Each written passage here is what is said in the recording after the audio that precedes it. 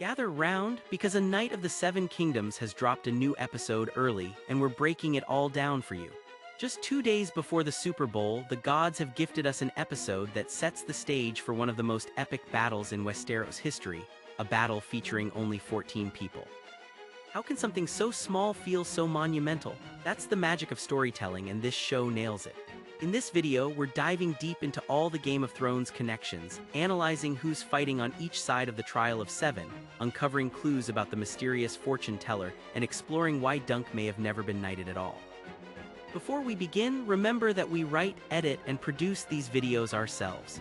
Every like, subscribe, and comment helps us reach more viewers, so follow and subscribe to our channel, Movies and Series Reset. And yes, we apologize for the sound. Our microphone had an unfortunate run-in with what we're pretty sure was a direwolf with a taste for expensive equipment. The episode opens with what looks like a starry night sky, fitting for a hedge knight like Dunk, who often sleeps under the stars. He even asked Tansel to paint a shooting star on his shield. But as the camera pans down, we realize these aren't stars, they're torches reflecting off the cold stone walls of Ashford Castle's dungeon. Last episode, Dunk laid hands on Prince Aerion Targaryen, and by laid hands, we mean he gave him a beating he won't forget. Prince Aerion, son of Mar and grandson of King Daeron II, was furious that a commoner would insult the Targaryen name by performing the legend of Serwyn of the Mirror Shield, a tale of a knight slaying a dragon. Since the Targaryens see themselves as the blood of the dragon, Aerion took this as treason. In the book, Dunk admits he doesn't know what came over him. He saw a girl in trouble and acted on instinct. Now, he's paying the price for roughing up a prince who's ninth in line to the throne. One of the things we love about this show is its attention to detail. Last episode, Plummer mentioned rain might be coming, and what do we see as Dunk looks out his cell window? Rain and a rat, but unlike the rats in King's Landing, Dunk gently pets this one. Having grown up in Flea Bottom, he knows what it's like to be at the bottom. It's a small but powerful moment. Rats were the disguised blood and cheese used to infiltrate the Red Keep. After their tragedy, King Aegon II ordered every rat catcher hanged, and more cats were brought into the Red Keep. So that cat Aerion threw down the well, maybe it's a distant ancestor of those cats.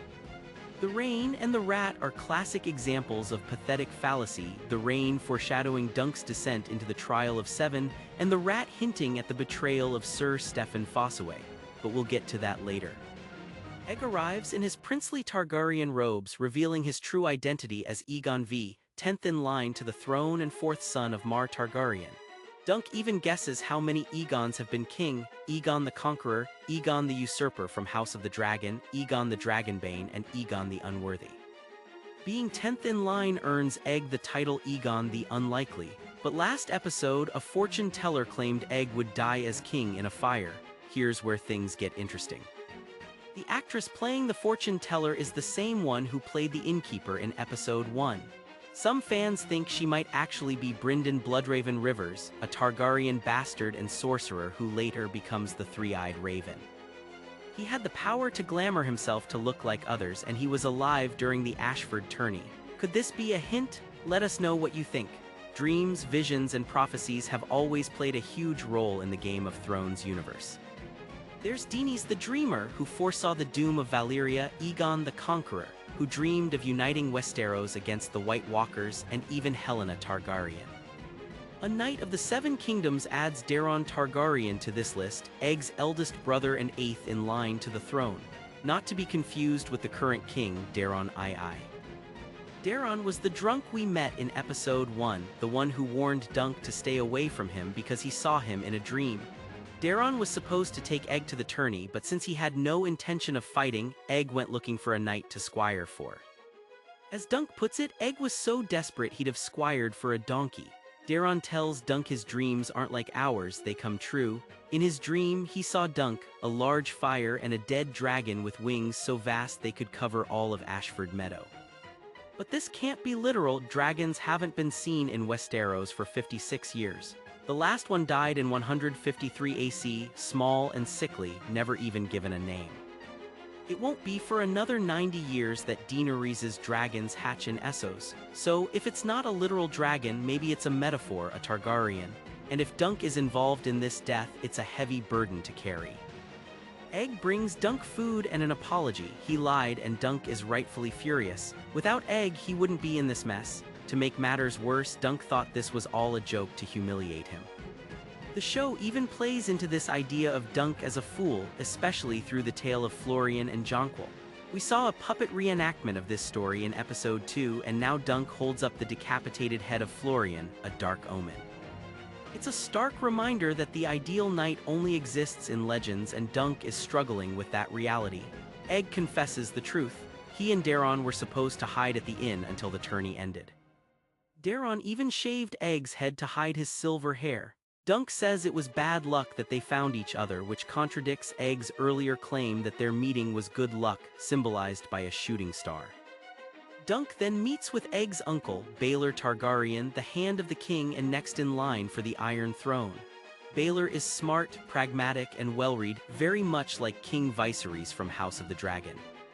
He doesn't rush to judgment, unlike some kings we've seen. There are small details here that reveal Baelor's character. He's surrounded by books showing his dedication to knowledge. He's calm even when Dunk raises his voice. Most importantly, Baelor puts justice above family. He could have executed Dunk based on Aerion and Daron's testimony, but he doesn't. Instead, he informs Dunk of his right to a trial by combat. However, Baelor's hands are tied. Dunk did lay hands on a prince, and the last person who did that lost a hand.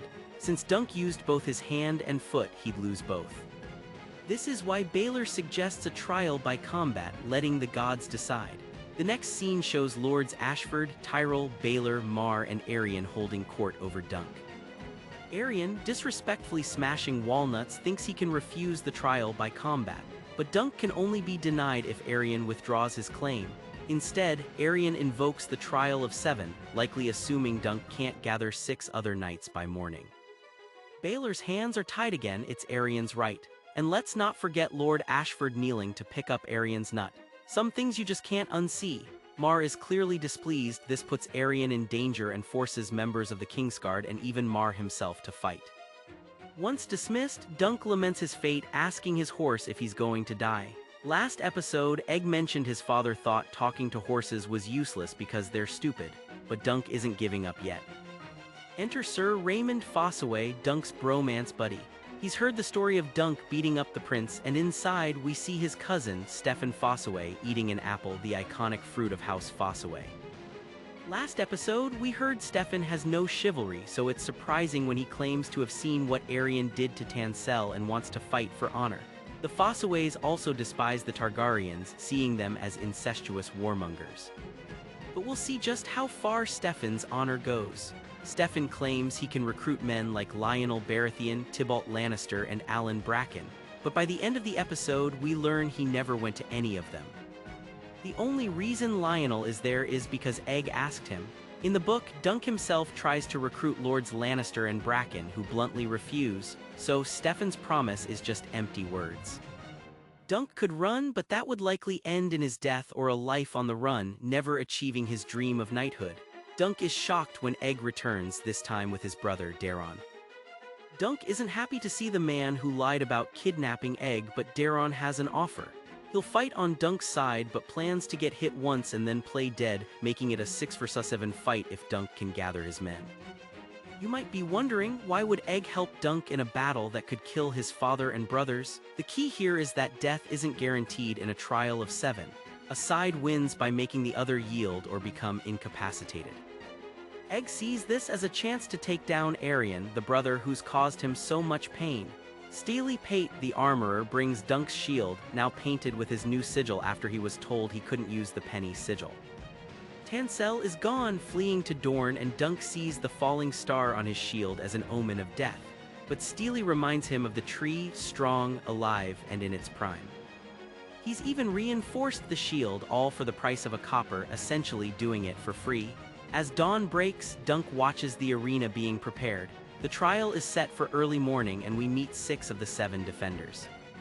There's Dunk, Lionel Baratheon, who loves a good fight, Humphrey Harding, the man whose leg was crushed by Aerion's stallion, and Sir Robin, who believes in Dunk's cause and might be half-mad.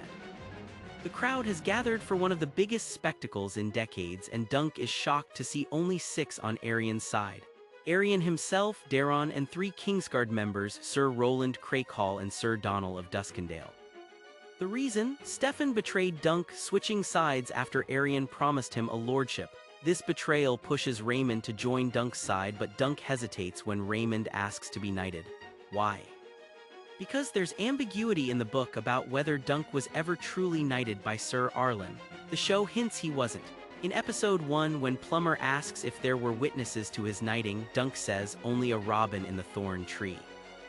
And later, there's a shot of Dunk kneeling, almost mirroring Raymond's knighting moment, with Arlen's ghostly voice saying, "What are you looking at me for, kid? I never knighted you." The teams are now 6 versus 7 in Aerion's favor. Aerion insists they need exactly 7 or Dunk is deemed guilty. Dunk gives an impassioned speech about honor, hoping someone will step forward. Just as it seems hopeless, a man stands up, only to let out the loudest fart in Westeros history. It's a perfect balance of tone, blending humor with high stakes. When all seems lost, Prince Baelor arrives to fight for Dunk. The crowd erupts as the Game of Thrones theme plays in full. Baelor believes Dunk is doing what any true knight must, protecting the innocent. His arrival changes everything. The Kingsguard are sworn to protect Baelor, so they may have to focus on others or yield. Daeron won't harm his uncle, and it'll be interesting to see if Mar or Aerion strike at him. The end of episode 4 is just the beginning of episode 5, the epic trial of 7.